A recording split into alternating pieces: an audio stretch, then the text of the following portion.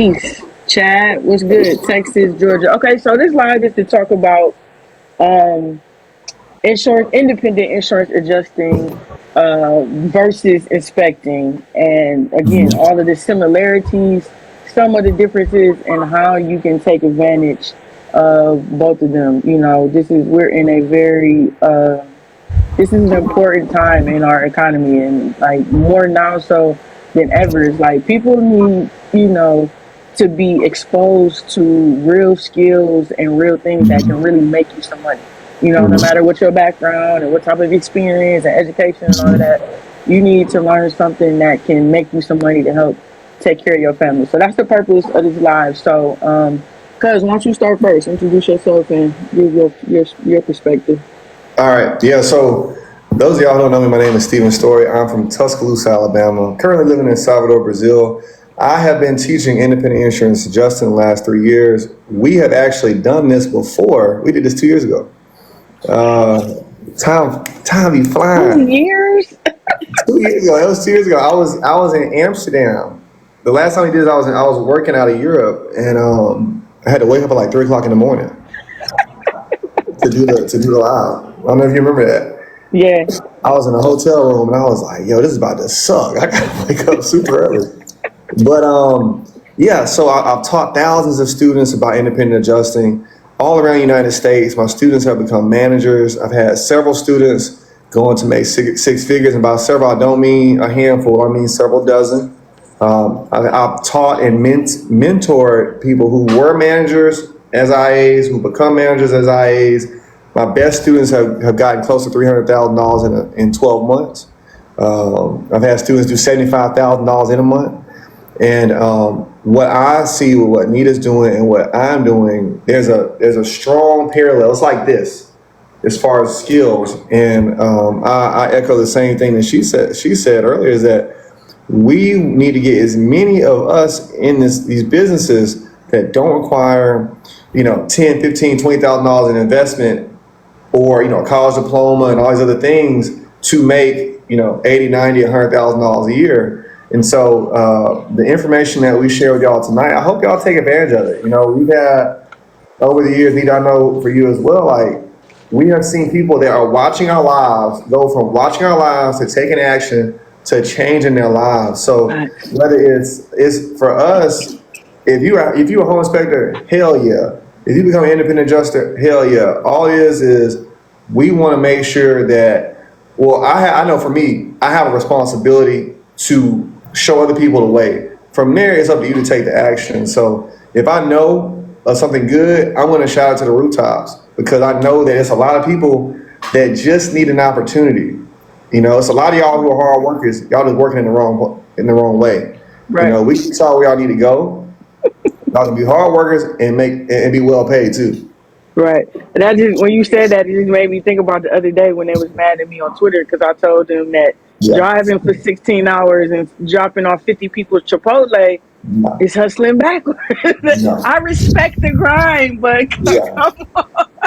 Yeah, it's better ways, But it's exposure. You know what I mean? What I realized in reading some comments and dialogue, it's exposure. Is you don't know what you don't know, and if you haven't been exposed to things and skills and trades and ideas and different things like that that can generate you, a high earning salary, then you will, think that that's okay. And what we've got to also realize is that time is more valuable than the money. I just told a contractor that yesterday.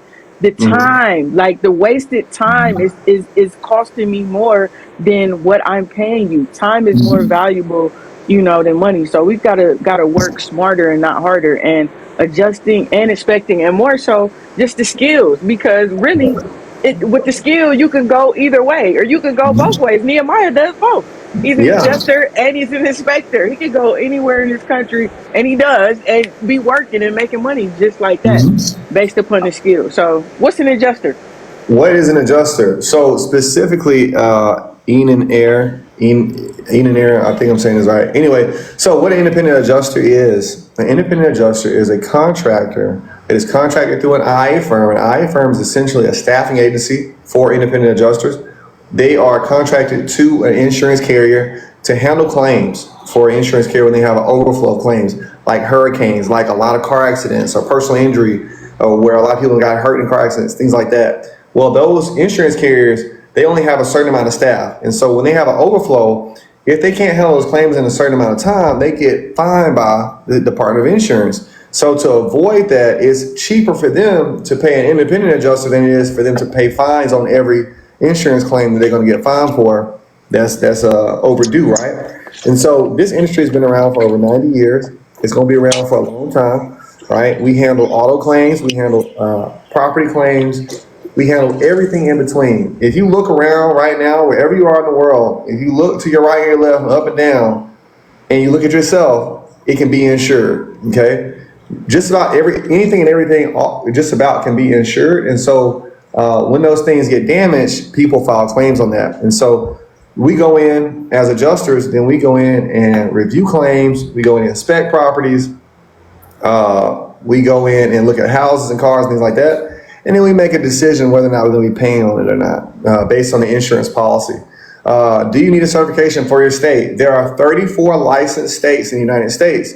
16 states do not require a license. So to handle insurance claims in the United States, you will need a license, whether it's a home state or a designated home state. Okay, so yes, you need a certification. It's called a state license. And we can get into that as we go on. But that's like a bird's eye view of independent adjusting, and it's like a very it's not a super detailed explanation of anything, but I hope that answers your question. Thank y'all for the shares, Nehemiah and BTS. Make sure you keep tapping the screen. We need to go ahead and get to like 2,000, 2,500 likes, so we can go ahead and get into it. So, give an example just so people like can understand. Like when you say like an insurance company, what's an example of an insurance company that would have the staff adjusters and have need for independent adjusters? Right. So you look at a company like State Farm, Allstate, Geico, Liberty Mutual. What else? There's 5,200 insurance carriers in the United States. So we have a lot of big ones like the State Farms, and then you have a lot of small ones too. We got like Hallmark and Federated National and Universal, and we have a lot of small. Like we have some companies that are just in one state, like Texas Wind Insurance Association, TWIA. Right? You have national ones like the NFIP, National Flood Insurance Program. That's an insurance company. So some insurance companies you've heard of, you've seen their USAA, right? You've seen their commercials on TV, but you have a lot of them that you've never heard of. But those companies are often looking for IAs, independent adjusters. And sometimes you have small companies that will pay you a lot of money and you never heard of them. So it's a skill. It's a skill, all right? And it's a whole lot of people that we can work with. And we can also work for companies that you might not think they have insurance claims, like Budweiser. I know insurance adjusters that work for Budweiser. I know insurance adjusters that work for Amazon, because Amazon has a fleet of vehicles. And so they have their own department that handles their cars inside the company of Amazon. I've worked warranty claims for Home Depot before, right? Because Home Depot, and this just so y'all understand how big this is as an industry. Home Depot was doing construction on houses for a time. You could go to Home Depot and they would bid out on vinyl siding and roofing and things like that. Well, when their contractors did faulty work, that was a warranty claim. And so we had to go out and inspect the property and then handle that claim. So it's a lot. Independent adjusting or insurance adjusting and the skills we create around it have a lot of applications, as well as for like home inspecting.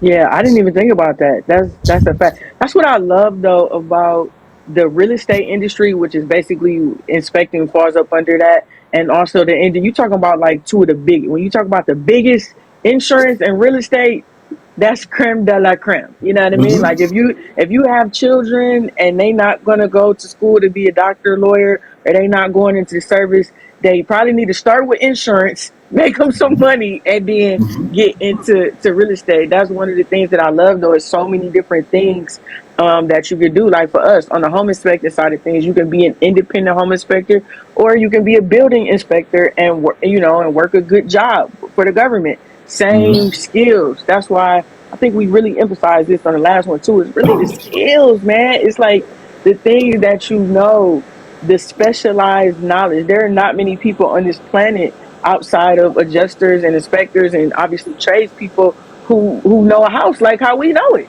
You know, the things that Yo, really matter, not just the paint and the yo, vanity, and you know what I mean. That knowledge is invaluable, literally. I would say, and you posted that about being a building inspector on Twitter, didn't you? That $70,000 a year job. Yep.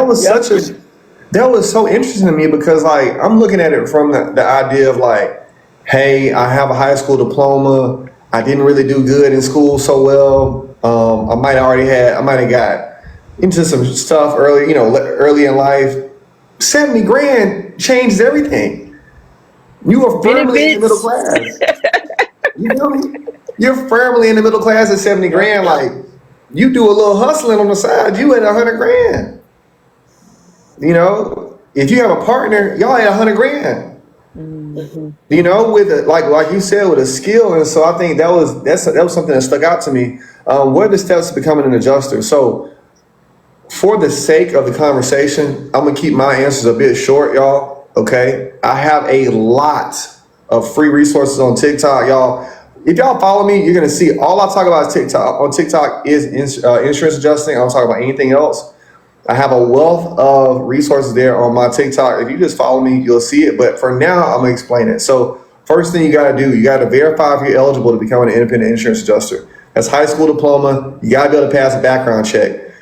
You can have a felony, but it cannot be a felony related to theft, fraud, or moral turpitude. If you are a person who has a felony or a misdemeanor, it is always a good idea before you spend any money in this industry to contact your Department of Insurance via email. They'll hit you back real quick, let them know your situation in detail, and they'll let you know if you're eligible. From there, you got to be a U.S. resident, you got to be able to have a U.S. work visa, one of the two.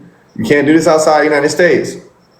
Last but not least, pass a pre-licensing course, pass a state exam. You are a licensed adjuster. From there, you need to get some certifications. You need to get some more licenses, and you have to start applying to IA firm rosters. Okay, I explain all this on my TikTok. For the sake of our conversation, I'm not gonna go too deep into that. Okay, but you begin your hiring process, you update your resume, and bam, you start working. Those are just bird's eye view steps to becoming an adjuster. It's the same thing too with an inspector. Like, I've shared on my platform here. We have the same thing, regulated and non-regulated. So in some states there are certain requirements, pre-licensing hours, like he mentioned, passing an exam, and then there are other states where they don't have that requirement. So as soon as you learn how to do it, you can actually start inspecting. I will say that I've been an adjuster before. I went through the process, the test, the licensing, all of that. Both processes, the inspector process and the adjuster, are well worth it. What you have to do, I mean, from a time perspective and also from a money perspective, the return is 10x. So, this is not something, again, we're not talking about you got to be in school for 4 or 5, 6 years. You got to have done 100, this is not that.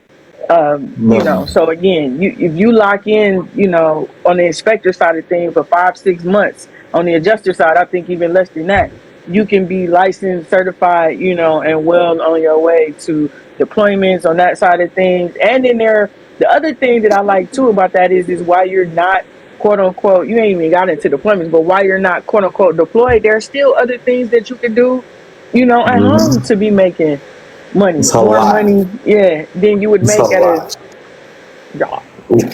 Yeah, right. So what I would say, and this is what I kind of remind everybody. I want to remind everybody of a couple things. If you're broke right now, you've been broke for a while. It's okay to be broke for a few more months. You If got that's what time. it takes for you to get, if it's 6 months, right, to get your home inspector license. If it's, I would say 2 to 3 months on a time frame. If you are a serious person, you can get it done in 30 days. But most people aren't serious, so life gets in the way and all that stuff. So I would say 90 days. Give yourself 90 days to become an adjuster on the slow side. But if you're dead serious, you can get it done in 30 to 45 days. But more so than that, if you look at the income, right? If we're looking at 60, 70, $80,000 and up, If I told you right now, it would take a year of schooling, and in 2025 you would make $90,000 in a year, you would more than likely say that's fair. Okay. But when I say become an adjuster, and then people start trying to rush, I'm like, well, how much do you currently make? Because if I say, hey, do these steps, and I'll make sure that you get to $120,000, $130,000 in the next, 12 to 18 months, I think you just got to be patient. There's some patience that I think is required in that, because lawyers ain't making 120 grand their first year as a lawyer. Doctors ain't making 120 grand their first year as a doctor. And so you can skip past that by just being patient for a few months. So don't rush. If you're struggling right now, struggle a little bit longer. You'll make it. You'll be fine. Talk about what, okay, so I'm going through the process. I get my licenses, whatever the case may be. Yeah.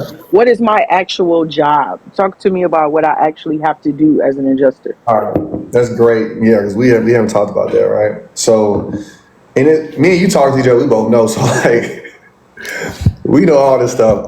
So what I would say, there's three types of independent adjusting. We have people who do what NETA does, which is go out and inspect property, or they inspect houses. They'll go in, they take photos, they schedule appointments, they're getting on roofs, they're walking in houses, they're sketching, and then they're gonna do some estimating using Symbility or an Exactament. That's field property. Field auto, they have some other software systems for cars, but essentially the same thing. They can go to the site of a car accident, or they go into a body shop, they take photos, write an estimate, and they send that in to the desk adjusters. All right, desk adjusters, whether it's auto property, bodily injury, auto PIP, warranty, whatever, litigation, any of those things, we're reviewing what a field adjuster sent to us. We're reviewing file notes. We're talking to insurers. We're making inbound and outbound calls. We're sending emails. We're receiving emails. We're reviewing policy, and that's where things get a bit difficult. We're reviewing policy to make a settlement decision, right? And we're doing that within a certain amount of time every day. We usually have numbers we got to hit every day. So you can't just mess around. You got to hit. They might say, hey, we need you to be in 15 claims in a day, or we need you to call 20 people in a day, or we need whatever that number is, they want you to hit in a day or a week. So you want to be doing that. On the remote side of things, you're doing the same thing as a desk adjuster does, but you're doing it from the house. Our days last anywhere from 10 to 12 hours, depending on your requirements. It can be intense, okay? This is not ditch digging. It's not just super backbreaking work, but it's not a cash grab. You're not winning the lottery. You're gonna earn the money that you make. You deal with a lot of people who had some really bad days, okay? If you're dealing with a person with a car wreck, that's a total loss. So somebody could have lost life. They could have had a traumatic injury. Somebody else could have died in a car wreck, all right, because it's a total loss situation. When you're dealing with these houses, sometimes houses are burned down, they've blown away, they burned up, right? So you have to practice a lot of empathy when you're talking to people on the phones. Even though they're talking crazy to you, they want to cuss you out and all that stuff, you got to keep it cool. You got to keep it professional, because they're not calling because it's a pretty day outside. They're calling because something bad has happened, and you're there to help them.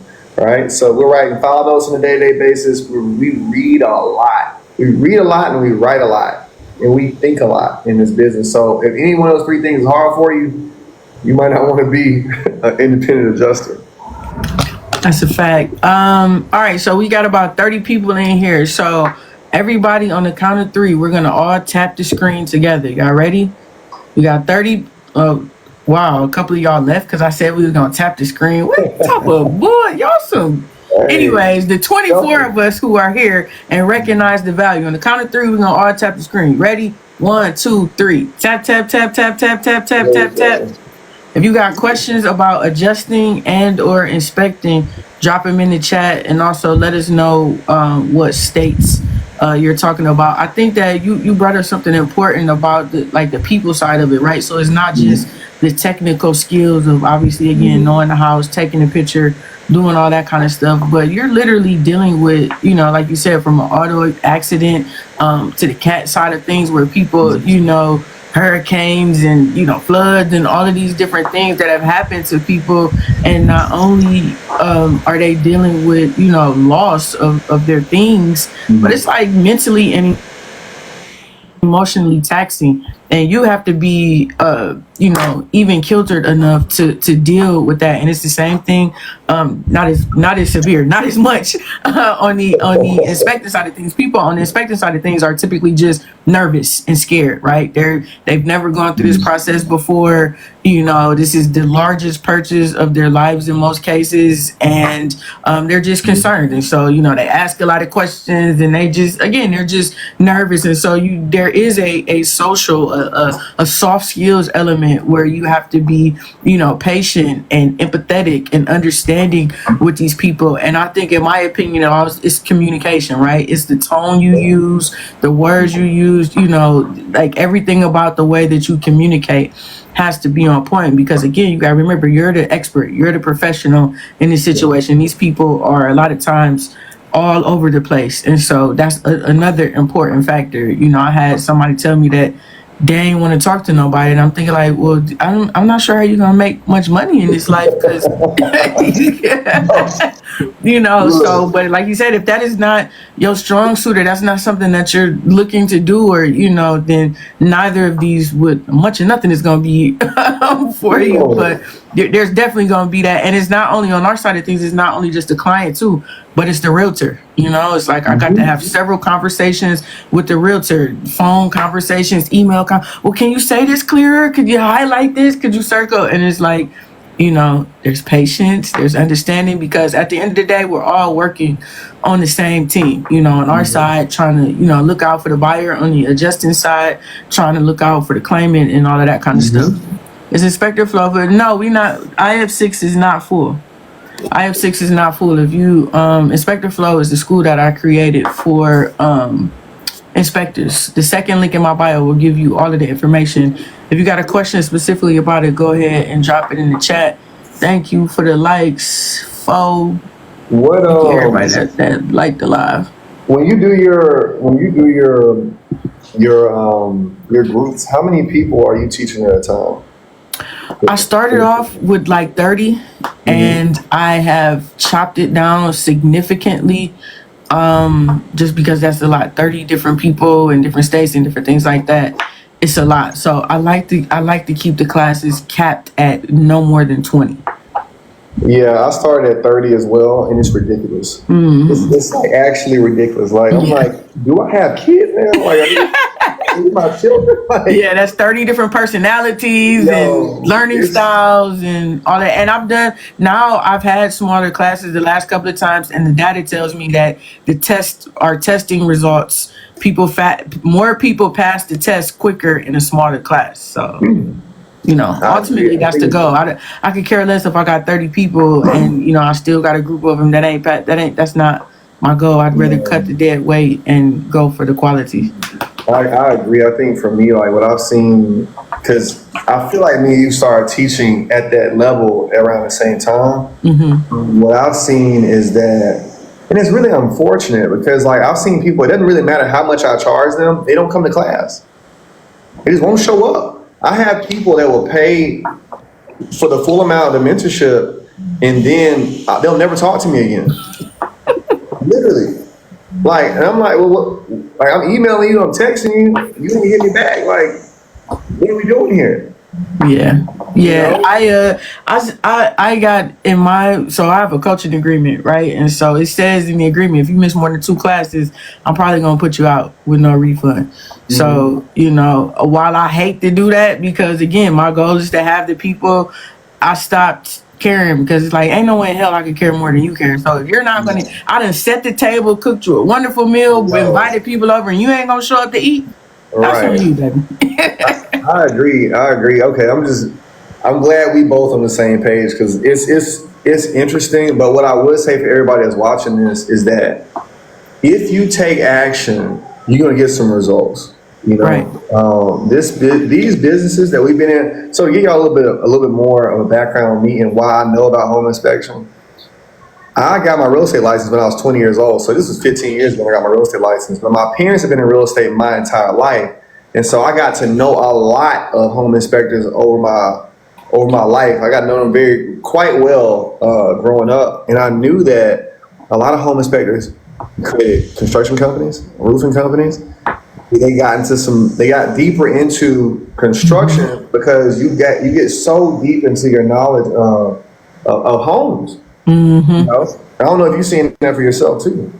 Oh yeah, facts. People getting off into a lot of. You got people who've started, mold sample companies, and that's all they do is mold sample testing or sewer scoping, and that's all they do, or radon, or down in Florida, a lot of pools, water quality testing, all of these different things. There's so many, different paths that, like you said, you can dive deeper into. You could be a 203K consultant. You could my path, I'm going for the top. You know what I mean? So I'm going after ICC certifications, B1, P1, N1. So that's what I'm working on now, because ultimately I want to run the building and housing department here in Cleveland, and start to corner the private and the public, and infuse what I think is the right way to do it. Because that's the thing. You can't have a strong city needs a strong housing stock, or in order to be a strong city, you need a strong housing stock. And in order to have a strong housing stock, you've got to have a strong building and housing department, health department, who can sort of regulate, and cut out a lot of this abandoned home, and cut out people just doing anything they want to do to homes and different things like that. There are certain things, that we look at in our inspections, like, that affect the insurability. I know that's, on the sales and the issue side, but it's all, all related, you know what I mean? And so, there are a ton of different things that you could do. This is like, home inspecting is like, the knowledge of it is like literally the starting point, and then you could go as far as you literally want to. There are so many fake accounts, Viv, that are like, I just don't know what to do about them anymore. I block, I report, I done reached out to TikTok. I have one account, and I promise you, I will never send you a DM. I'm never begging you to do nothing. So if it sounds anything like that, I can assure you it's not me. I barely answer the DMs that are sent to me, so I will never send you one first. So I'm glad that you came here, so you can see if they not talking how I'm talking like this, if they talking any of that soft type of, oh please, like, it's not your cuz. No. Quick question: is this a stable career, 40 hours plus, recession proof? Which one? You talking about home inspector or insurance adjusting? We'll go both. Start with adjusting. All right. So this is what I would say. Is it a stable career? It can become stable with your skills and your networking. I find that for a lot of new adjusters, they get kind of surprised when they get released after a month or 2 months or 3 months. And they're like, yo, what's going on? What happened? And it's like, well, you're independent and you did your job. Now they don't need you anymore. And so now I go to the next job. And so for a lot of people, they can't get with that. And so they can't make that adjustment. And so they get out of the business. But what I will say is, it has been very stable for me because I'm really good at it, and I'm actively trying to get better at it. So for a lot of new adjusters, they're going to give you a shot. They're going to see how you are. If you can learn well and learn quickly and apply what you learn, you're going to stick around. You're going to make a lot of money in the business. 40 hours is not even where we started. We started at 50 hours, and we go to 70 hours. Catastrophe season, we can go into the 80s, depending on what's needed from the insurance carrier. But they pay us. We're getting paid, $30 an hour plus on the first 40 hours, and then we go into that $50, $60 range for your time and a half. That's if you're working inside or remote. For your field adjusters, it's a whole nother level. Now, as far as recession proof, that's a great question. What I will say is that our industry is based around human error and the weather. Okay, so people are always messing up. They burn up houses, stealing, vandalizing houses, wrecking cars.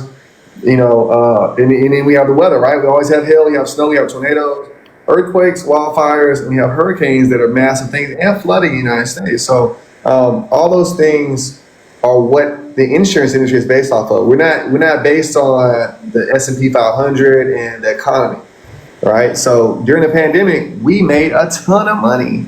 When everything else slowed down, we were going we were going crazy. They was trying to we were like looking for people to hire. So yeah, so if it's stable that you're looking for, I don't know what stable is, right? So stable. So if it's $40,000 a year every year, that's stable. But I know that we got people doing 90, 100, 120, 150, 200, 250, 280. So it all depends on what you want.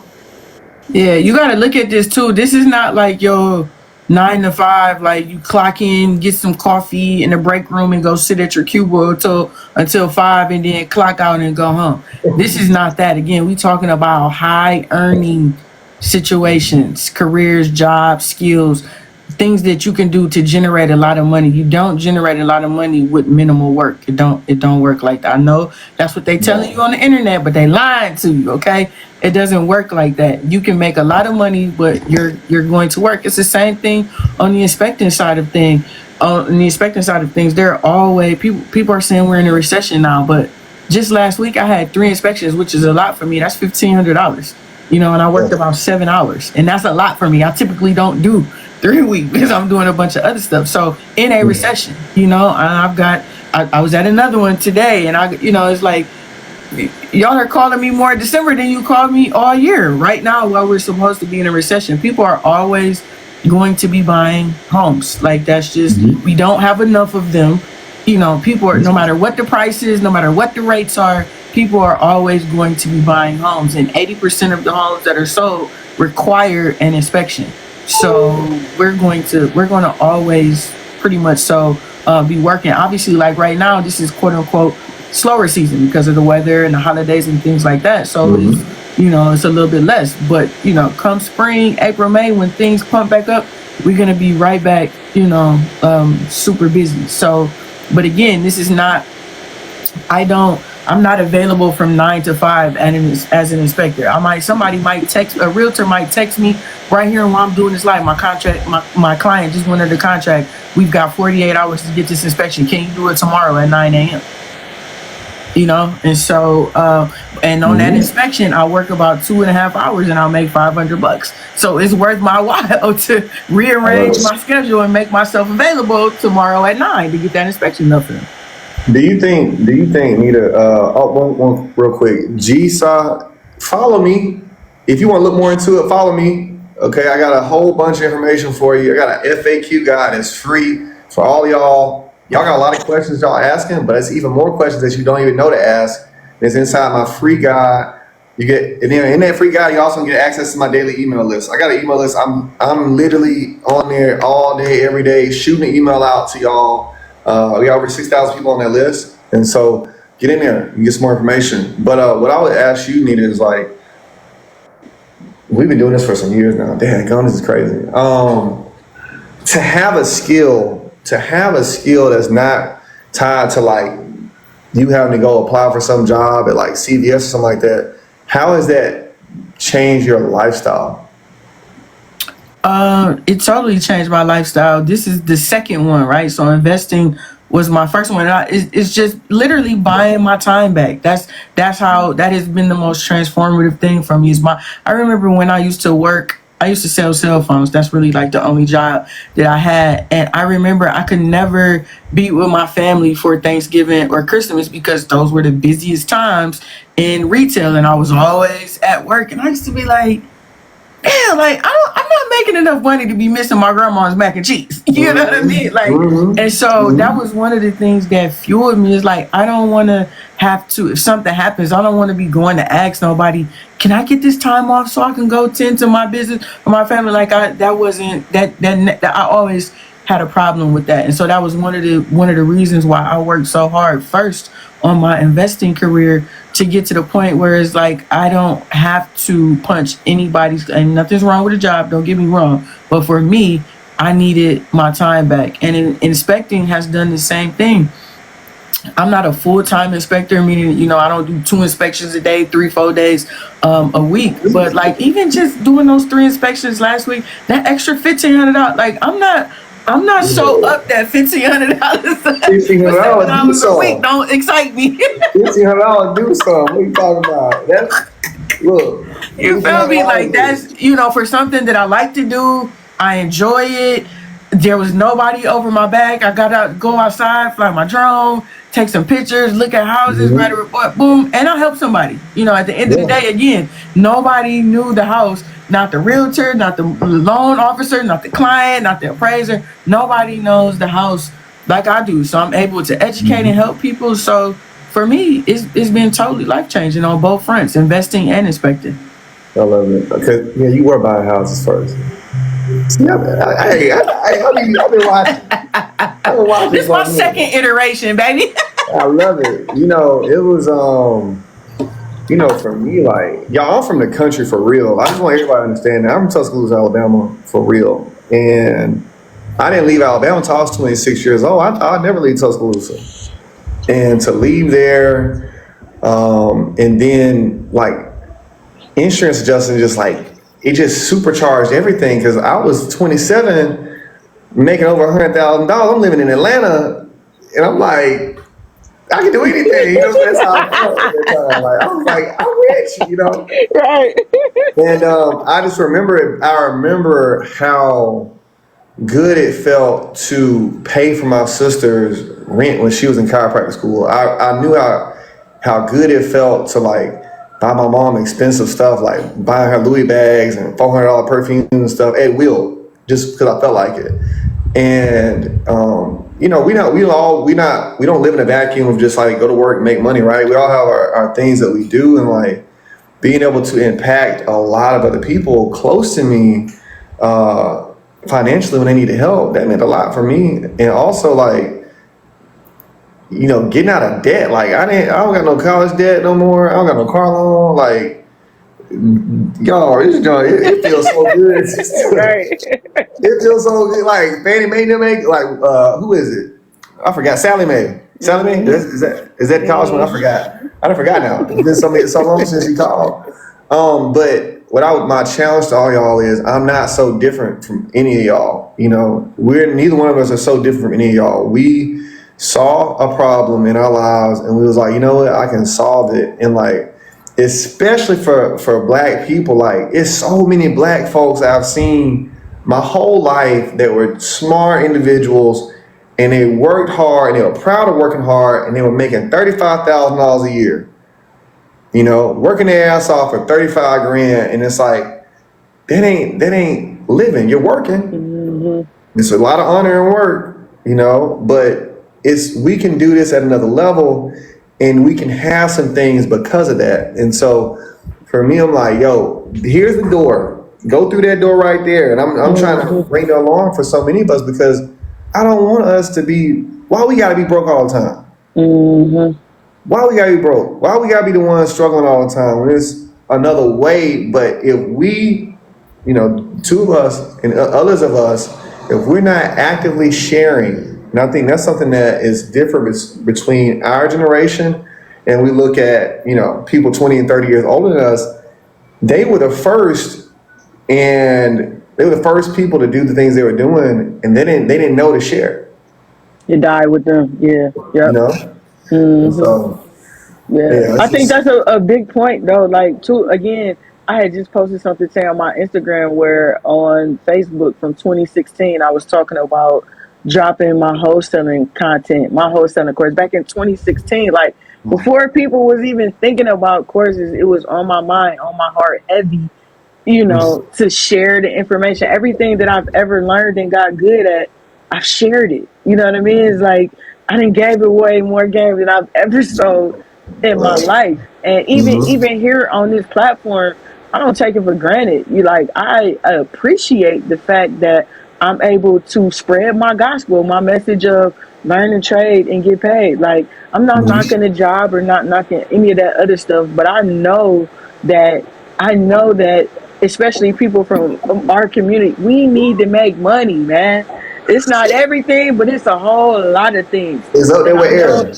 Yeah, and I know that I know what it's like. I've been trying to finish college my whole life. I go back. I just so I know what it's like to be trying to put together a resume and you trying to work around the fact that I only got coursework and no graduation. I got umpteen jobs. And, like, I know what all of that's like. And, if I were to just look at the expectant, like, that is life change. Just think about it. Like, somebody even like Nehemiah. Nehemiah is early 20s, mid 20s, something like that. Are Man, you he kidding ain't me? in his 20s. Nehemiah's 23. He's 23, 24. Like, he been printing money for 3 years. He's seasoned and he's 24 years old. Wait till he gets to our age. All around the country, meeting people, investing in his knowledge. Like Nehemiah be putting me on the stuff, and I be like, "Wow, dude, where'd you even get that?" You know what I Yeah, mean? I'll be It's like calling Nehemiah. What are you talking about? I'll be like, yo, Nehemiah, you know how to do this. Hey, help me out.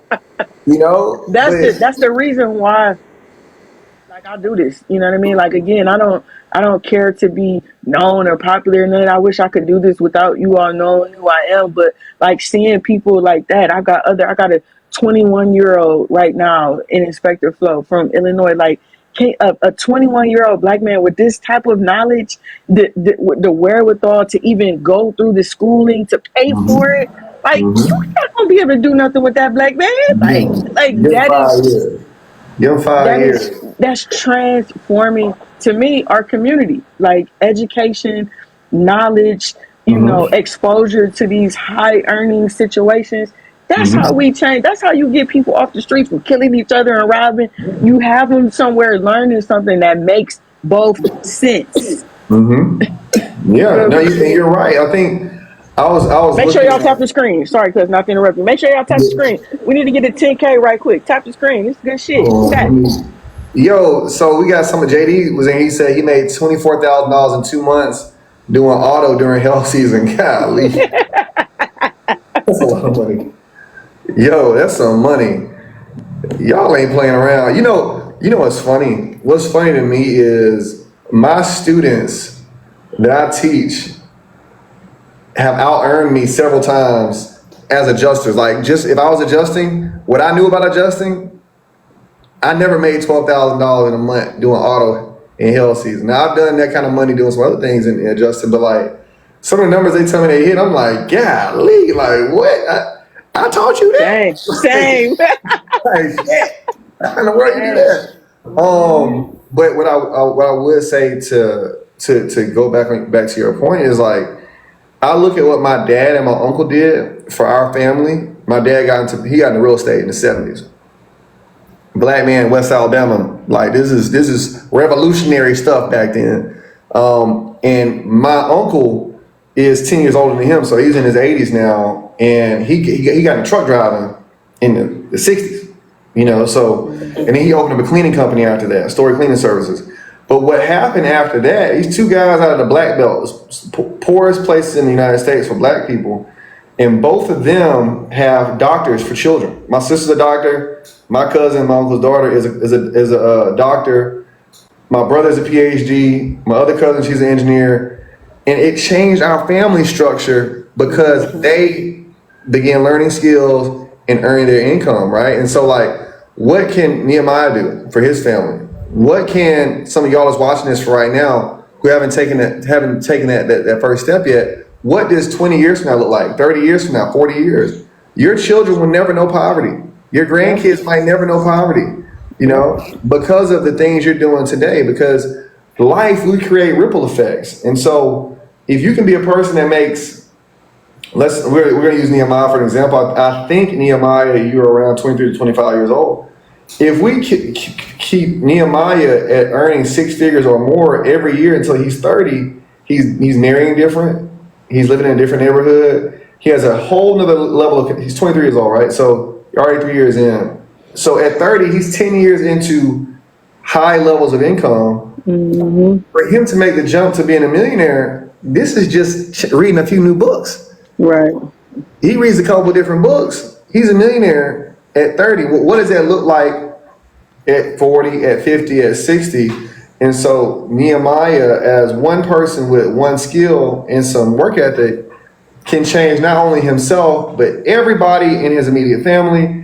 And he can be an example for so many other people. And we're using Nehemiah as an example because he's been a student of both of ours, but also because you can do it too. It's not about the next 6 months. It's not about the next year. What is the next 5 years of you having skills like home inspecting, independent adjusting do for you, and does it do for your family? I'm gonna give you all an example. Like I told you, I'm in Tuscaloosa, Alabama now. I live in Brazil because of independent adjusting. Independent adjusting took me out of the United States in 2018. I moved to Canada for a contract, and then I got rid of my house. I got rid of my car. I sold that. I had a Canadian work visa and a bunch of Canadian licenses. Then the pandemic hits. I still had a Canadian work visa. I moved to Brazil with a computer from Canada and a Canadian work visa, and I keep working. And I'm still here. I speak another language now. I live on the ocean and everything, but it's all within my industry. But that's I got licensed 8 years ago. So in 8 years, everything changed. And so for y'all that's watching, y'all, like, everything can change and keep getting better and better and better for you. You know, like, when you started this, I know you weren't trying to be a teacher. No. Absolutely not. When I got into inspecting because I was paying for so many of them myself and giving so many referrals from people that I was helping buy houses, and the inspectors weren't doing a great job for me, and that's what prompted me to even look into it for myself. And then when I got into it, I'm just again thinking I got to pay them to do a piss poor job. I could do it for myself and for my network. And then I got in and I was like, wait a minute. Hold up, you don't need a college degree, you don't need any education, you could do this anywhere. I was like, I gotta share it. That's always my first thought. I gotta share it. I gotta tell people. And from telling people, it was like, okay, well, how are they gonna learn how to do it? You know, these other places, these other schools, you know, they leaving a whole lot to be desired. How are people from my community, minorities, women, youth, how are they gonna learn? And that's how I got into teaching. But I would say this, I am only able to teach. I was just looking at it, going through some of my old stuff, looking at courses that I completed in 2018 and 2019. I'm only able to teach because of how I prepared back then. I wasn't thinking about teaching back then. I was just thinking about learning. That's how I was preparing for me. That's how I was giving it up for me, not ever thinking about Nehemiah or Diego or none of these other people that I would teach, you know, 6 or 7 years. I always talk about in Inspector Flow how competency leads to confidence. You see people and they show up and they're so, it's like, you know, they just know they belong and they so confident and you're wondering why. And that's because those are the people that's been in the lab. Them people been on their Zoom studying, investing in themselves to get you better competency. So of course I show up. You lucky I'm here. It's a blessing that I'm here, that I'm your inspector, because I know what I'm talking about, and I'm no different than all of y'all. I saw Mark Whitten on World Star 11 years ago, and that's what started my journey. The same way that you watching us here on TikTok, it's the same thing. The difference is I took massive, consistent action. When I saw him talking that stuff on there about how he did and what I could do and all of that, I got bit by the bug and I ain't stopped yet. That's the only difference. And y'all will watch and then y'all will log off and be like, yeah, that was some good shit they were saying. And then nothing else to it. Yo, you can't be like that. I think it's funny is like, I say the same thing. Competence will make you confident, right? What I did, I said, I'm committing the next 5 years to becoming excellent at this. I want to be amazing at this, right? And so I got the opportunity to do it. But it was based around my commitment. Because what I saw was, I was like, if I commit to being excellent at this, I'm going to get called. I'm going to have a better network. I'm going to make more money, and I'm going to have more stable income, right? And so I did that. And then I looked up 5 years later, I was like, damn, I'm pretty good at this. But now I'm able to teach because I committed. Right. And that's my challenge to everybody watching this. Commit, just commit. Just go dive in feet first and say, I'm going to be this. And I'm going to commit the next 5 years of my life. I'm not doing anything else. I'm not doing a bunch of other side hustling. I'm just going to do this thing, and we'll look up in 5 years and we'll see what's going to happen. The 5 years is going to pass anyway. You might as well get serious about something for once in your life. That's something I think that faults a lot of people, is that they're not serious. I'm gonna let you answer those questions. Is home inspecting dependent on the real estate market? To a degree, yes. Obviously, the more homes that are being sold, then the more inspections there are. But there are always a lot of homes being sold. The media don't want you to know that, but there are always, no matter where you are in the country, there are. Just think about it like this: as a one-person uh, home inspection company or team, you can only do max typically about two a day. So that's if you work Monday through Friday, that would be 10 a week, that would be 40. That's like max on the high end. If you were to do just 10 inspections, that means that in your area, there would need to be 10 homes sold.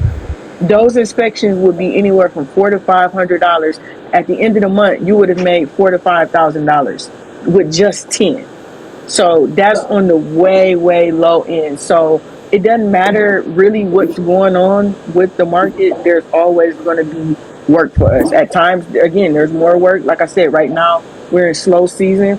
But come spring, when everybody and their mama is out buying houses, then we're gonna be slammed. And then that's when you are doing your two a day, taking you about 2.5, 3 hours on average, $500. I mean, you literally going home with $1,000 in your pocket.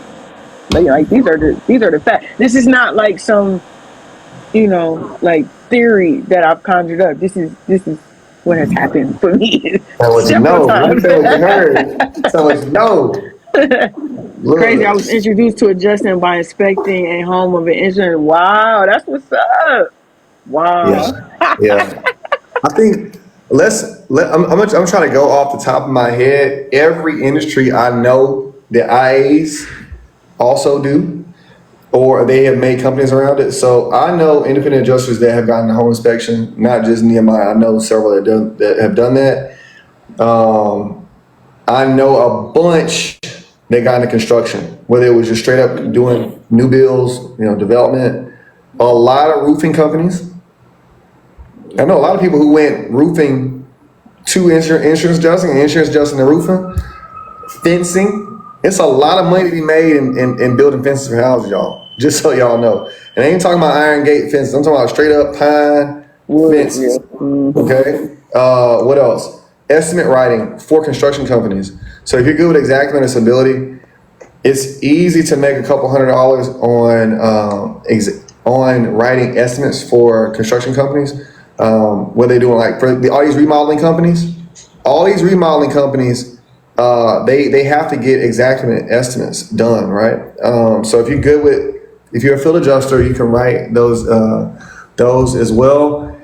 Water mitigation.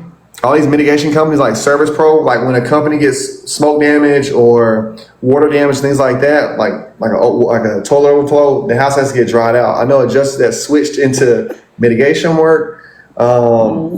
It's so much stuff that goes into houses.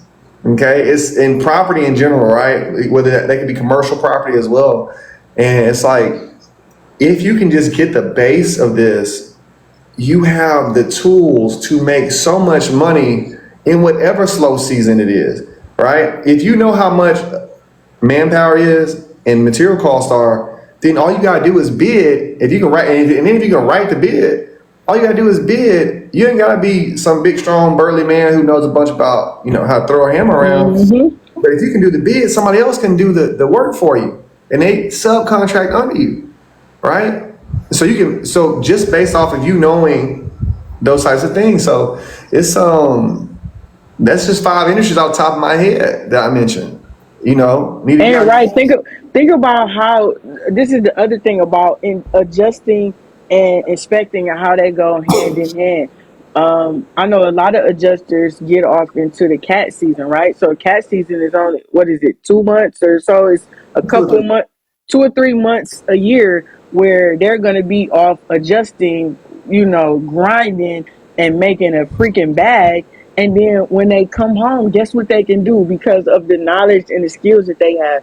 They can be a home inspector when they not deployed, right? And the same thing, when if you right now don't want to be inspecting because we're in slow season, then you could pick up, adjusting. So it's no, again, when you got the skills, it ain't no such thing as as a slow season. Oh Um, no. Make sure y'all Don't. like, everybody like. We almost at 10K likes. Tap the screen. Let's get up to 10K. Listen, this is what I want to know from y'all.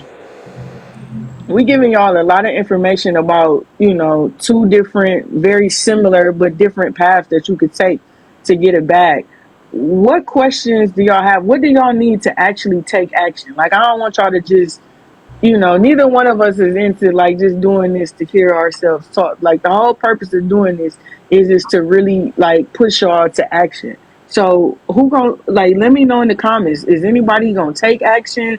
What you prefer, adjusting, inspecting? What information do you need? Like what can we do tonight in the next couple of minutes before we get off, like, to make sure that at least a few of you on here actually take action and make this happen? You see people in the chat talking about, how they've done inspecting, how they've done adjusting. So, it's not like, this is not blowing smoke. Like, let's get to the real of it. What y'all gonna really do with it?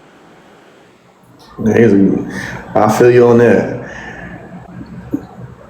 Property contents. What's that? Just Property like the contents. personal property? Property contents is everything is inside the home: couches, refrigerators, clothing, all that kind of stuff. I did it for a year, by the way. Who was that said that? Smith Smith. Nation. Yeah, I did it for a year doing contents. It is tedious. Is ICA a good school? I'm gonna be honest with you, and I ain't even trying to be funny, but I went to the three largest home inspection schools a couple of years ago, back when I was starting my journey, and there's not one of them that I could recommend. If I was able to recommend one of them for you, I wouldn't have started my own, because it's been a lot of work. But there's not, for somebody who is new, who doesn't come, especially if you don't come from a background in the trade. There's not one home inspection school other than Inspector Flow that I could, in good conscience, like, really refer you to, that you were going to get bang for your buck. Sorry, that's just, I ain't trying to be funny, but that's just the real of it. You know what I would say. What I would say when it comes to these schools, whether it's adjusting or inspecting, is that a lot of them, they're well-meaning. They have a good understanding of what they do for a living, but they don't have a good understanding of how people learn. And so they don't do a deep dive into how people learn. And so, like, that's the reason I teach. I teach right now because I'm like, well, I don't learn like that. Y'all don't even have, and because they're not focused on, and it's not just inspecting or the adjusting industry. It's a lot of industries where it's just like, hey, this is what I said, here's a test on it, right? That it just, yeah, I feel you. Long It story leaves a short. lot to be desired, and it bothers me because the assumption publicly is that if I go give this school my $600 or $800, they're gonna teach me how to be a home inspector, and I'm gonna go out and be able to inspect. And it's just not the case, and you don't find that out until you actually have gone through it and gave them your six. I'll just tell you just like this. This is inspecting, and I don't know, because you can let me know about adjustment, but inspecting is not something that you can learn just by watching videos. So I don't care how many videos they give you, how many PDFs, unless you can log in live like how we doing right now, and you can ask your questions and you can get an answer, and you can say, hold up, I don't understand that. Can you say it again? Can you show me another picture? Can I talk to you after class? If you can't get that, it's probably going to be mid at best. You need to be taught this. Well, the thing I think with homeless, all right, we're going to just use this room as an example. I can tell you that this is sheetrock. Where am I at right here? By you looking at it, right? But the thing is, that's not sheetrock because you can't touch it, so you don't know that's not sheetrock. Also, you don't know that these baseboards ain't regulation baseboard. Like, this ain't how baseboards look, right? And now, if we on video, you think I'm in a regular room. This room is not regular. We got can lights right here. We have all these things here that on video, if you're watching this as an inspector or an adjuster, you don't know the material, right? You just don't know materials, and you don't know how things should be. And we got to be able to touch, taste, and not taste, but we need to be able to touch and smell and see things as far as building materials. Like, for example, this is vinyl, right? This is vinyl stuff in here, right? But for a lot of people, they think this is metal. I didn't mean to say taste, Claire. My bad. My bad. But you feel what I'm saying? You feel what Yep. I'm saying? If we're watching things, we spent $1,000, $2,000, whatever, because there's some crazy high price stuff out here.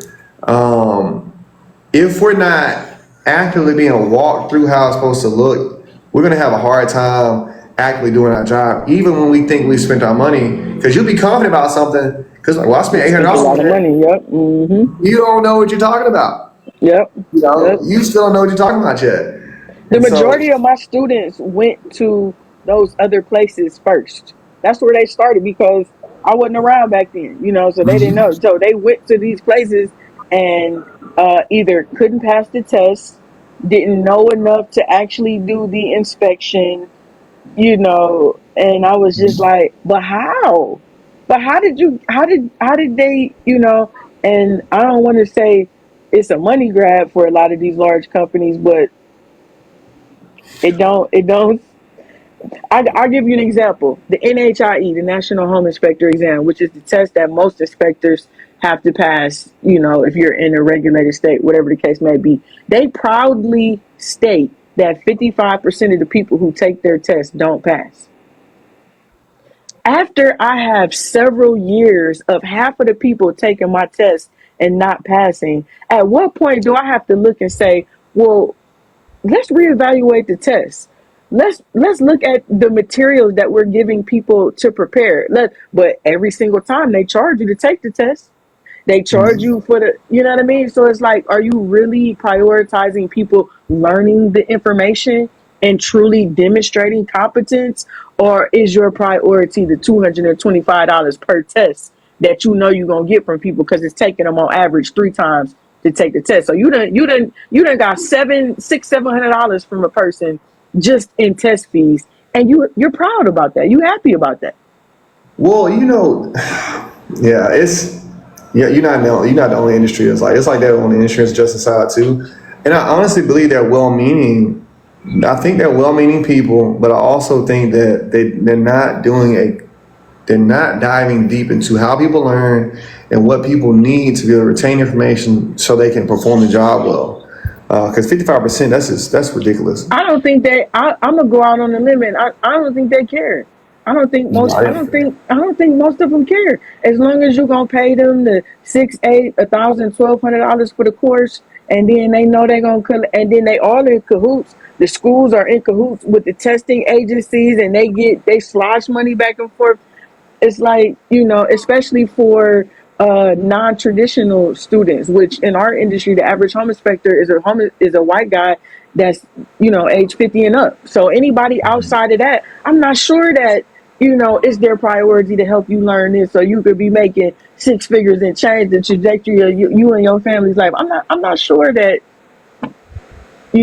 that's a priority. So I um completely agree with you. what is the I best can, advice you can give to start being an inspector? Could one be? Yeah. So, here's the thing, and we can end on this because I'm about to go eat my dinner. you good. I've got two ways that I can help you. The first way is a free email course, and that is for some. If you just have heard about home inspecting here on this live, you followed me, you looked at my content. You could check me on TikTok, on YouTube, on Twitter, on IG. It's the same name across all platforms, so you can see I'm not one of these internet funny people. Like, this is what I really do. The email course is a 5-day course. Basically, I send you a training every day, short training, 5-minute video. Day one, I covered the overview. What is a home inspector? What do you have to inspect? How do we do that whole thing? Day two, I talk about your state requirements, right? Each state is different. So you can literally click on your state and find out your state's requirements, what you have to do for your education, testing, if anything. Day three, I cover tips on how to pass that test I just was talking about, the NHIE. So, I've helped 30 people now to pass that test over the last couple of years. So I talk about, different test taking tips and things to help you prepare for that test. Day four, I talk about your earning potential, how much money you can make, and how you need to market. And then day five, I put it all together to show you what a day is like as a home inspector. So that's where you start out at, to give you the overview, to answer all of the questions that you have. And then once you decide that you want to take the step to become a home inspector in your state, then that's when you would enroll in Inspector Flow, which is 16 weeks of school. Basically, you meet every Sunday on Zoom, 7 o'clock p.m. Eastern. There's homework. You have study sessions on Friday. You can meet Nehemiah in our Facebook group. So that's the actual schooling, the education. Once you come out of there, you'll know the foundations of home inspecting, which is the 10 systems, the 10 major systems of a home, the report writing, the business setup and operations, marketing, the whole nine. You'll be ready to hit the ground running come this spring. The first link in my bio is the email course. The second link is Inspector Flow. So go do your research in both of them. And Javi, you're correct. Michigan is a non-regulated state. So if you sign up for IF6, you'll be making money in Michigan by April.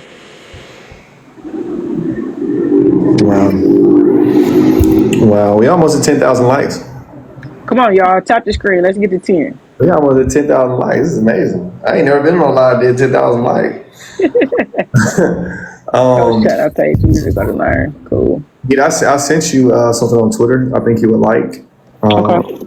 It's a testing platform that I'm planning on using, but I sent the explanation already on there. But yeah, everybody, I appreciate all y'all hopping in here and talking to me.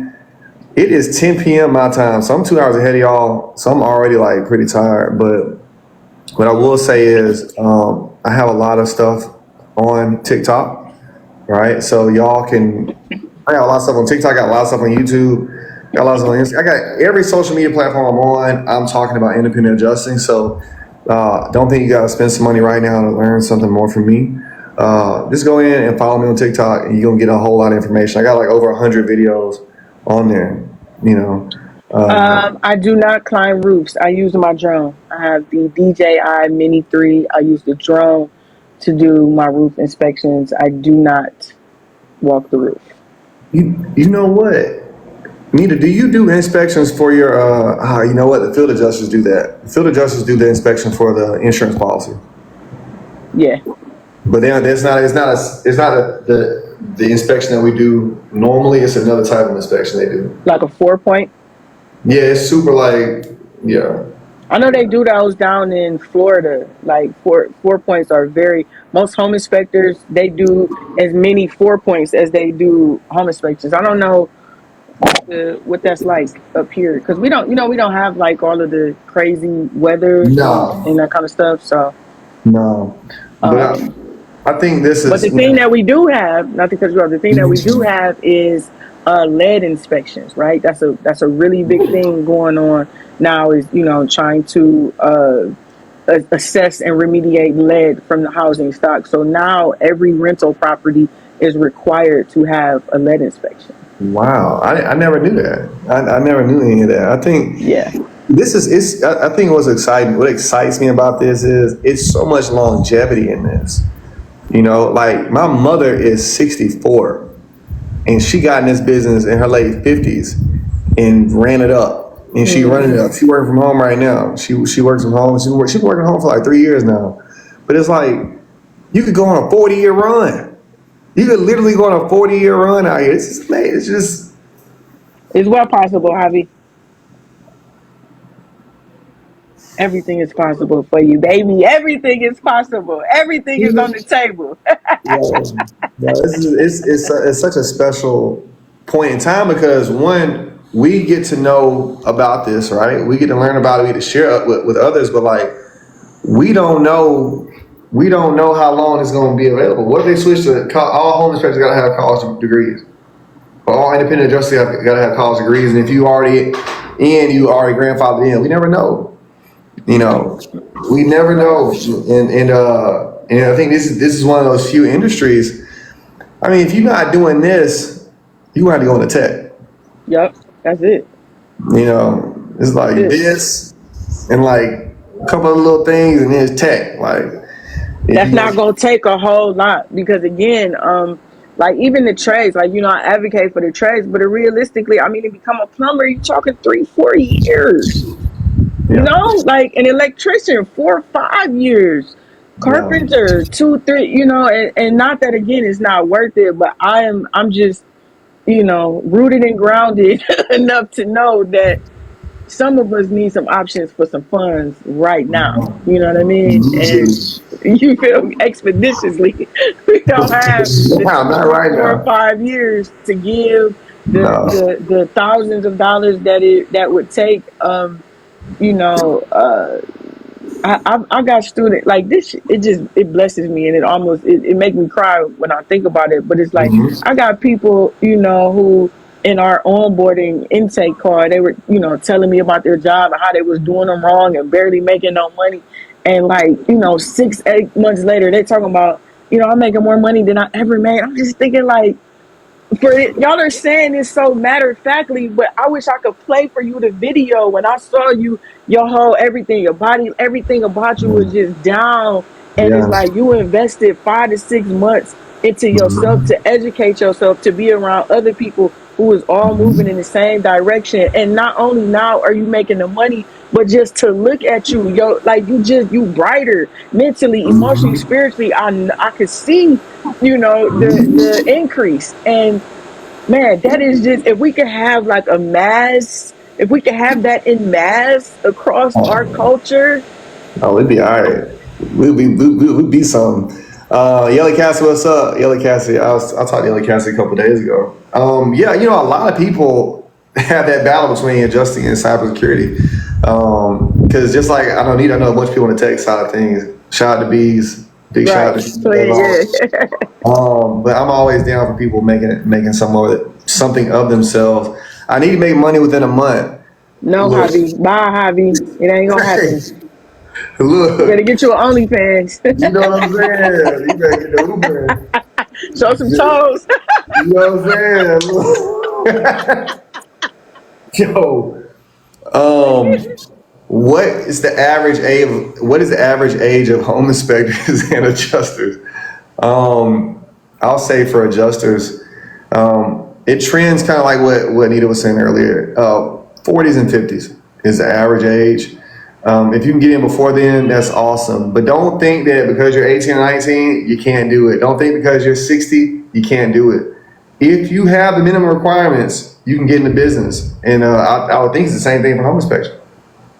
Age is 50. Like I said, the average home inspector is a white guy who's at least 50 years old. But just in inspector flow, I could tell you our youngest student was 21 and our eldest was 60. And Miss Jackie, who is our seasoned 60-year-old, is a cold mother. Shut your mouth when it comes to this inspecting. She know what she's doing.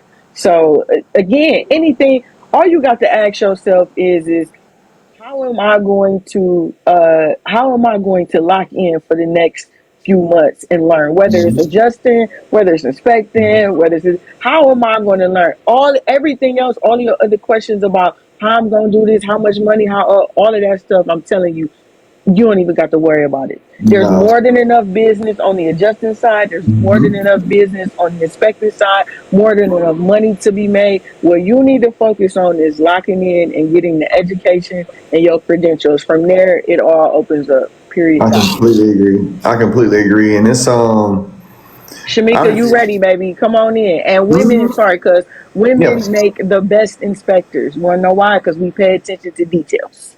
Okay? We pay Mhm. attention to details and we tend to communicate well in a written format with the report. So I've got several inspectors who are I got them in all age, in their 20s, in their 30s, in their 40s, 50s, and 60s, literally. Mhm. I'm with you. I'm with you 100% on that. Javi, you asking about inspecting, right? Javi, go to helpmeinspect.com. Start there. So you can get the behind the scenes, the picture of where you need to know what you're getting yourself into so you can make the decision. Javi, what I would say, if it's either or, adjusterpro.com is a great place to start on the pre-licensing side of things. They not Um, paying you yet? yeah, they are actually. Yeah, Oh, they are. okay, good. Yeah. That's so crazy. Yeah. Yeah, I got that deal with them this summer. Yeah. Yeah, Adjuster Pro, I was like, hold on, big dog, you got to get me Come right, in and cut it dog. out. I've been helping y'all out way too much. No, so what I would say to Javi, like we talked about this at the very beginning of the live. I'm gonna say this again. If you are struggling and you're in a rush to make some money, struggle for a little bit longer. Okay? I'm sure if you need money next month, you probably need money last month and the month before that too. Right? Like one thing I want to remind everybody, you're currently living life based on what you did 6 months ago. Okay? If things are going great right now, it's because you were killing it 6 months ago. And you're still getting those results. So if shit's hitting the fan right now, it's because of something that happened 6 months ago. So like to Nita's point is like, yo, let's get in here and grind out the next 6 months and we can solve these problems for good, right? We can solve this like I need immediate money. Like when you need immediate money and you're a home inspector, you go out there and hustle for a bit, $1,500. Even if you made $750 a week, everyone, for a couple weeks or a month or two, it would get you out of that hand to mouth situation that you're currently in, right? So even though this is another thing about just in general about life, it's not always about the urgent thing. Sometimes we have to do the thing that's most important. So, well, I'm sorry. So for example, you need money right now. So that gets you to like a 30-day cycle. But the most important thing you need to do is 6 months away from now. But if we keep staying in this urgent cycle, in 6 months, we still gonna be hand to mouth. So we got, even in our obstacles, we had to make our vision bigger than our obstacles so we can get what it is we want. Yeah, it's a fact. Study material. So it kind of again depends. I'll just speak overall. There are two textbooks that when we talk about that exam that you have to take, there are two textbooks that you have to have, right? So reading those textbooks, I got a NHIE study guide. Again, you can check out the link in my bio. And for the study guide to help you, you need to have the textbook. If you're going to enroll in Inspector Flow, I provide the textbooks for you. So if you're enrolled in Inspector Flow, just go ahead and enroll and I'll send you your textbook and you can start there. But if outside of that, you're still going to need them. And also supplemental information, watching tradespeople, so plumbers, electricians, different things like that, to kind of get an idea can also help you as well. But I'll say again, this is not one of those. This is not, people like a lot of time ask me or refer to inspecting as a side hustle, and that makes me uncomfortable because this is not a side hustle. This is not, again, you can't jump on YouTube and watch no videos for this and learn it. You literally got to be taught it. So even with the book, with just trying to read the book without any teaching is, it's going to be challenging for you. I just want to set the proper expectations. Study Yeah. materials for adjusters. Look, I'm in complete agreement with you. Yo, this is adjusterpro.com. I can't switch my camera around for whatever reason.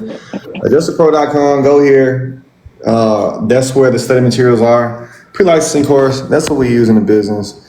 There's some other companies that are not as good. I like Adjuster Pro because it's really straightforward and streamlined.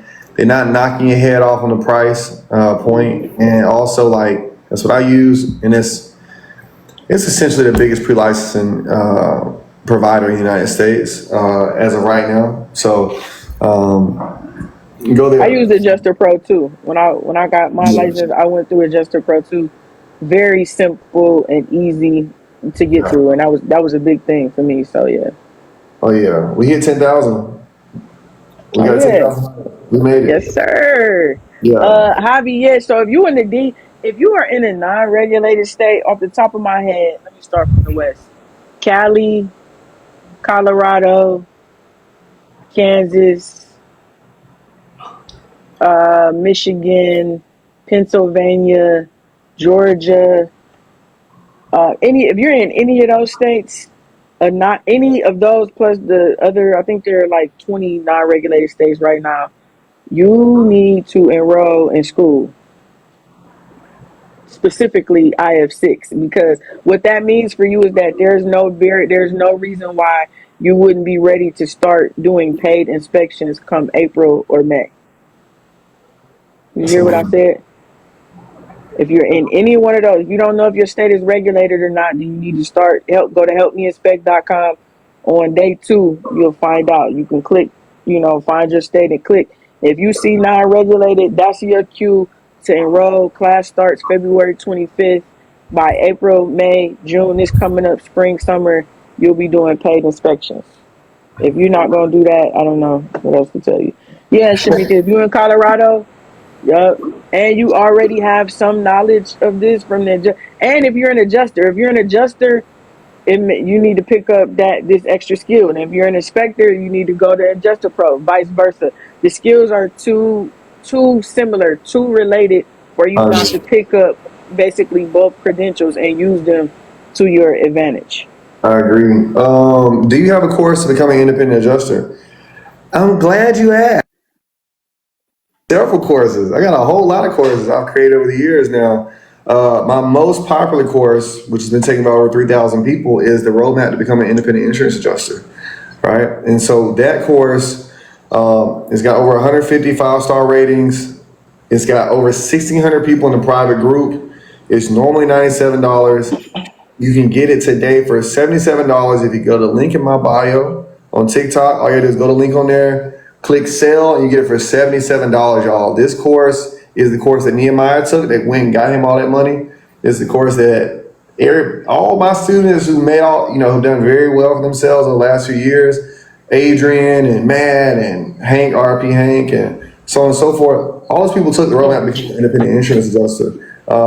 It comes with a private Discord group with 1,600 people in it. All those people are networking day in and day out, posting deployments, answering each other's questions. It has several mini courses inside it, like the Seasons of Independent Insurance Adjusting. It has a mini resume course in there as well, along with 15 questions to ask IA firms. It helps you get hired. All you gotta do, click on my profile, go to the link in my bio. It's $77. It's not gonna be on sale for long. I don't usually keep it on sale. It's already super cheap at $97 for what you're gonna be getting for it, right? But that is my main course. It's super straightforward. Let's see what else you got here. It took me a week on Adjuster Pro to get licensed. You are amazing. Javi asks, what do adjusters do? Yella, I'm an adjuster in Dallas, Texas. Yella, Yella, I was working in Dallas. I worked for Hallmark Claims in Dallas, Texas at one point for catastrophe response unit. I don't know if they're still doing deployments out there right now, but they were doing commercial deployments when I was out there. What do adjusters do? So what an independent adjuster does is we handle insurance claims for insurance carriers like State Farm, Geico, and Liberty Mutual when they have an overflow of claims and their staff adjusters cannot handle it. We do that so they won't get fined by the Department of Insurance. So that's a brief explanation of what it is we do for a living. Okay. That's another thing that's the same about our industries, right? So those companies need independent adjusters, otherwise they face a fine essentially by the government, essentially, right? And it's the same thing on the inspecting side of things. It's not the government, but these people, you have to have an inspection before you can get released the money, from your lender. And if you're buying FHA, then you are required to have the government says, before I'm going to give you this money to buy this house, you have to have the inspection. That's a good sign when you talk about recession proof and stability and all that kind of stuff. Anything that the government got their hands in, it's probably going to be around for some time. It's not going Yeah. anywhere. You want to change no laws around bureaucratic Yeah. things, right? They're not going to make a law that says. So this is the other thing I want everybody to understand about both of our industries. Our industries are the way they are because the banks say, we're going to give you a mortgage. You're going to do these things. You're going to get insurance. You're going to get inspection. The finance industry fuels our industries, which is, real estate and everything around it, and insurance. Insurance is the other side of banking. But with that being said, because of these bureaucratic laws that the finance industry has placed on the real estate industry, we're never going away. Ever. So something to think about as y'all go make these decisions about what y'all gonna do for a living. That's how you can vet your industries. When you a lot of the things over the last couple of years that people have gotten into and wasted time and money, it's There's no way that you thought that that would be around after the pandemic was over. Why would you think that? Like I forgot. You know what? I know what it was. I'm not gonna start talking too much shit, but like I'm not. You know what? I'm not. I'm not even gonna start. We said enough. Okay. But it was several things I was like, nah, I know. I know. Now, Mhm. why in the world you think that? Yeah, because unfortunately, we were talking like this 3 years ago, and we're talking like this right now, and that's kind of the hard part about it. Javi said Adjuster Pro. What was the other one? What was the other one for what? Because we only talked about Adjuster Pro on the insurance side of things. Oh yes, oh yeah. So adjuster pro on the adjusting side of things, and inspector flow for the inspection side of things. So Shamika, that's what you're looking for too, inspector flow. If you go up to the top and you click on my TikTok profile and click the link in my bio, the second link is all of the information about inspector flow. You can go read all about it and hear from some of our alumni and all of that kind of stuff. And again, go search both of us across platforms, on all of the platforms. Go search, do your research, and you'll see that he is him and I am her. Hmm. I'm not famous enough to get a fake profile yet, so if you look at the story, it's gonna be me. It's gonna be one of me, and a bunch of white guys. So that's it. But yeah, I appreciate all y'all hopping in here, asking questions, learning a bit, learning to invest in yourself, right? Nita, I appreciate you having me on. Always good talking to you. For You know, sure. we gotta do this more often. Right, right. We We just use might a have whole to lot. if we get oh what's your they want to know your name. My name is Stephen Story. Stephen with a PH, Story with the EY. All right. So if you type my name in on any of these social networks, you're gonna find me. It's a ton of information I got on all these spots, on all these social media platforms. So check me out. I don't know if y'all can follow me just straight from my live, but Yeah, I'm um, looking for that. yeah, I don't know if it works like Instagram or something like that, but Okay. either way, I appreciate all y'all, and I'm probably gonna keep going. I'm probably gonna eat dinner, and I'm probably gonna get back on live in like an hour. I'm gonna do 3 lives today, so You it's on my that second marathon, live today. cuz get it. You better get Yo, it. hey, look, I'm grinding out right now. I Look, feel it. look, I'm trying to make something shake.